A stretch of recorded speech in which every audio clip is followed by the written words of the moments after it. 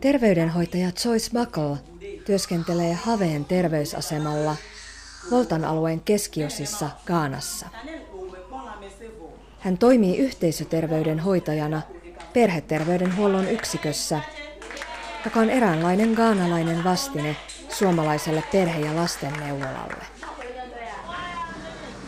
Yhteisöterveydenhoitajat eivät pidä vastaanottoa ainoastaan terveysasemalla, vaan jalkautuvat säännöllisesti myös paikallisiin kyliin. Pitkien välimatkojen, ajoneuvojen puutteen ja arkisten kiireiden vuoksi itse terveysasemalle pääsy olisi hankalaa syrjäseuduilla asuville. Kylissä tarjottavien terveyspalveluiden erityisenä kohderyhmänä ovat äidit ja lapset, ja työ on ennen kaikkea ennaltaehkäisevää terveydenhuoltoa.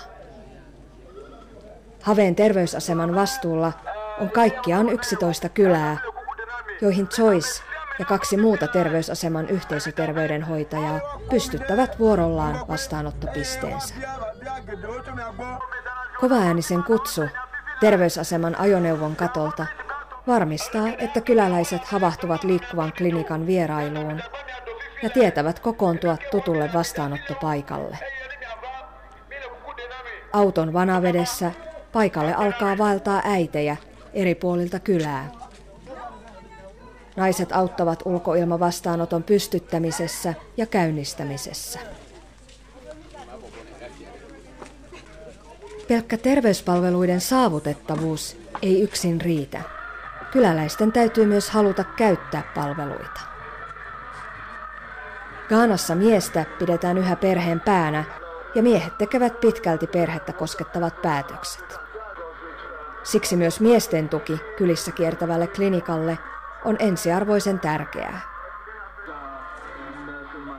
Haveen terveysaseman yhteisöterveydenhoitajat pyrkivätkin jakamaan myös miehille tietoa lasten rokotusten ja muun terveydenhuollon tärkeydestä. But we need the help of you. That is why we are here, so that together we can help Ghana reach that goal in 2015. Tällä kertaa yhteisöterveydenhoitaja Joyce vierailee Have Andon kylässä. Mukana on yliopistossa opiskelevia farmasian opiskelijoita, joiden tehtävänä on rohkaista kyläläisiä käyttämään terveysaseman ja sairaalan palveluita. Tässä kyläyhteisössä myös miehet ovat jättäneet työnsä maatiloilla ja tulleet suurella joukolla kuuntelemaan Joycen ja opiskelijoiden jakamaa terveystietoa. Terveyskasvatuksen lisäksi liikkuvan klinikan säännölliseen ohjelmaan kuuluu lasten rutiinitarkastuksia ja rokotuksia. Lapset punnitaan ja he saavat A-vitamiinilisän. Vitamiini on tarpeen muun muassa lasten immuunijärjestelmän toiminnalle. Sen puutos altistaa monille sairauksille ja lisää lapsikuolleisuutta. Rokotusiässä olevat lapset rokotetaan tuhkarokkoa, tuberkuloosia, poliota ja keltakuumetta vastaan. Monen syrjäseuduilla asuvan naisen todellisuutta on edelleen synnyttäminen kotona, yksin tai kätilön avustuksella.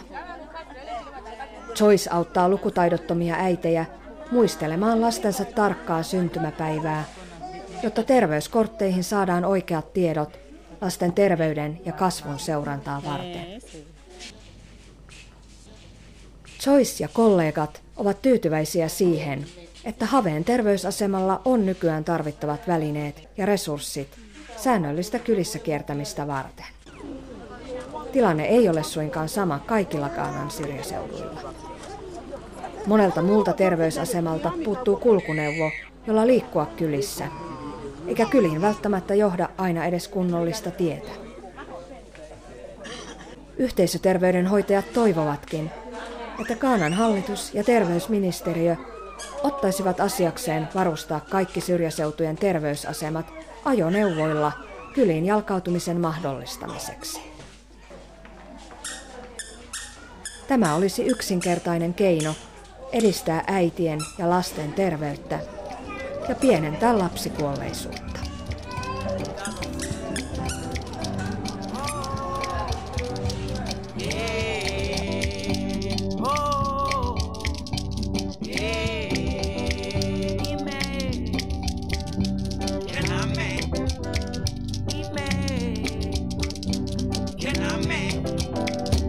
Whoa, whoa, whoa,